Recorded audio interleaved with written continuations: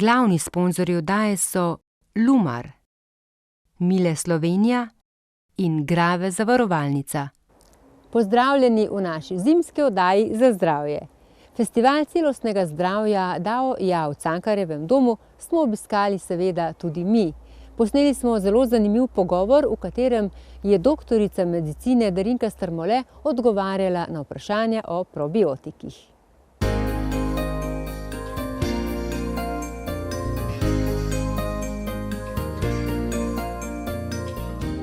Za marsikoga bo morda presenetljivo dejstvo, da v našem telesu živi več bakterij in drugih mikroorganizmov, kot je naših lastnih celic. Prav te bakterije so zelo pomembne za različne telesne funkcije. Dr. Strmoletova, nam lahko poveste kaj več o tem, zakaj je pomembna zdrava črevesna flora? Ja, kot ste že povedali, črevesna flora sestavljajo zelo veliko bakterij.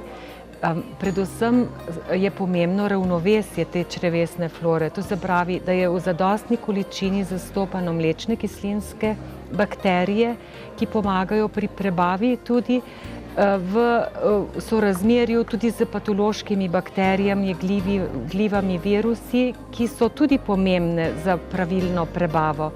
Pomembno pa je, da je količina oziroma delež teh v prid mlečno-kislinskim bakterijam.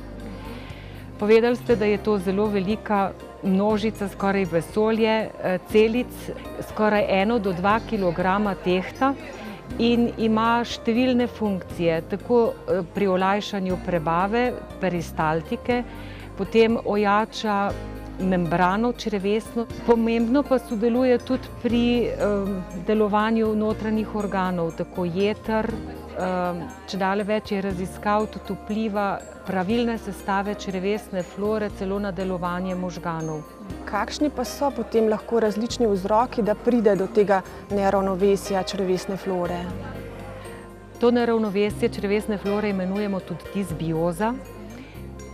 Do nje pa pride zelo zaradi različnih razlogov. To se pravi, največkrat zaradi nepravilne prehrane, neuravnotežene prehrane. Če jemo preveč izdelkov iz belega sladkorja, iz bele pšenične moke, procesirane hrane, veliko tako na hitro pripravljenih prigrizkov, to ni prava hrana za mlečno-kislinske bakterije, ki so v črevesni flori naše največje zaveznice. In zelo znan je pa močan in pravzaprav katastrofalen vpliv na zdravo črevesno floro jemanje antibiotikov, kakšnih zelo močnih oziroma zdravil, ki vplivajo na črevesno floro, kot so kortikosteroidi, potem tudi kontracepcijska sredstva. Skratka, množica zdravil lahko nekontrolirano vpliva na našo črevesno floro in tega se moramo zavedati.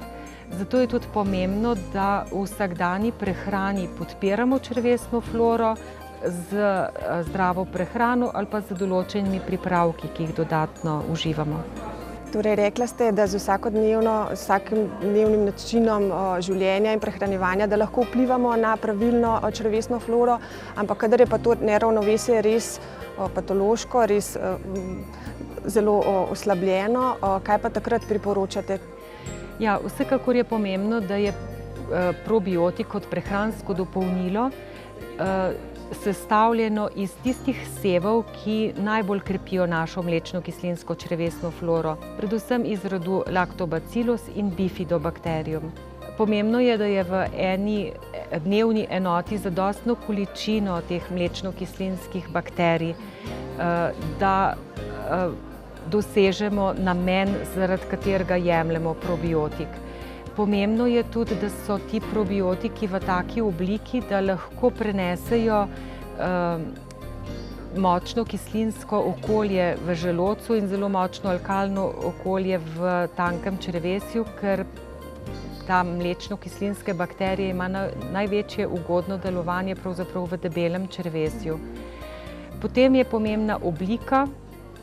Za otroke je najbrž drugačna oblika kot za odrasle.